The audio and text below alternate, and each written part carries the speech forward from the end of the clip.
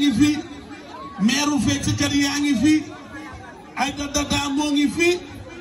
sama chéri mais léegi nag as ci kanam tuuti dafa war a yëngal yëf yi wante première partie bi lañ leen di may nii dañoo bëgg nag bis ci instant bi amul ko nettali amul kii dañoo bëgg mu metti waa ils sont finis de vous êtes prêts machallah jouez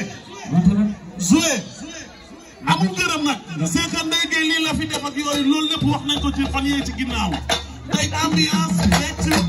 loolu dañ soxla xam ngeen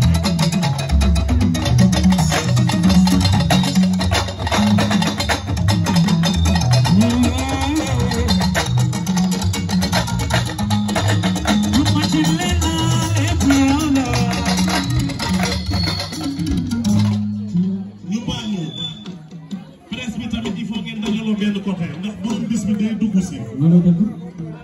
Ndeye Gueye day dugg si.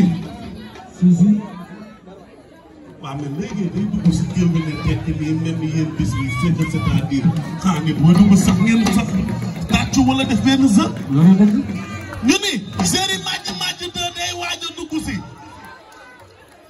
jéegu bassin bi day waaj a dugg si.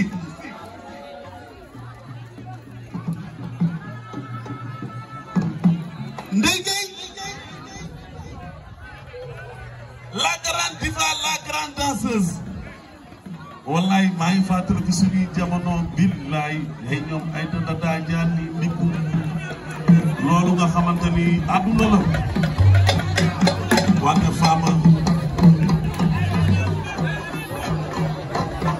ah ñu ni Ndeye mooy waaj a dugg si ah kii nag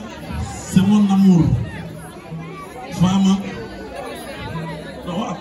amuñu problème yooyu fii nii sama gënatu ñëw léegi ñu ni Ndeye Gueye day dugg si